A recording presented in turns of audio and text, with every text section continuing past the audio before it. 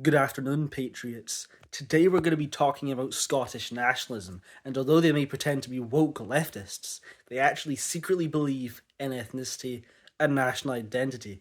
So remember, one of the biggest arguments that these people use is that Scotland should be independent because if you look at all of the previous prime ministers, with the exception of Keir Starmer, who apparently ruined Britain, which there's a good case for it, and many of us would agree, Scotland voted for almost none of them. And therefore, since Scottish votes are not really represented in Westminster, yet these prime ministers still keep ruining our country.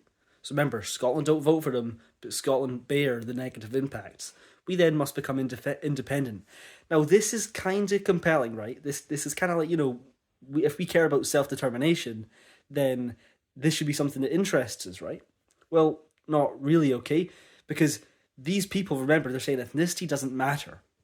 Which, if this is the case, then why don't other, woke cities and areas not strive for independence too? Okay, because think about it. For example, simple example here, Liverpool. Liverpool, very woke city. Actually, go Manchester, better that. Manchester, very woke city. Okay, woke city. They have their own accent, because if a nation is just based on maybe the how the place looks, the accent, little unique things, do they agree on something like a shared culture, shared politics, then technically Manchester should become independent, right? They have unique tourist attractions, all of these different things. They are sort of different people to the rest of Britain, and different from every other city. Yet there's no Mancusian independence movement. Why is that? Because ultimately, it all comes down to ethnicity.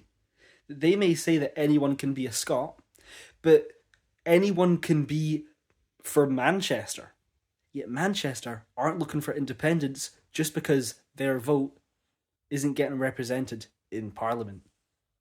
They have faced the negative impacts of, Margaret Thatcher, David Cameron, all these Tory prime ministers, yet they didn't vote for them. So should they not be independent? That leaves something for these Scottish nationalists to answer.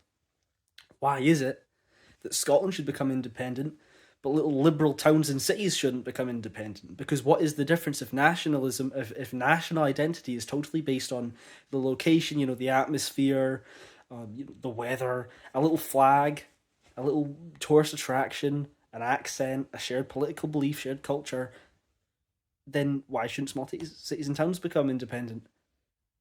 It doesn't make sense because it's ultimately that they realize that it's to do with the nation in the sense of shared history, ancestry, and ethnicity. So the only people that really have a sort of argument, and I just don't strive for this because I don't think it's really important, is that the only way you can really be a Scottish nationalist truly is if you embrace the idea that you can only be a Scot if you're ethnically Scottish. It's the only way that you can accept that truth. Any other liberal progressive Scottish nationalist is doing it not out of some sort of logical inconsistency, but simply and usually a hate for England because they've consistently voted right wing.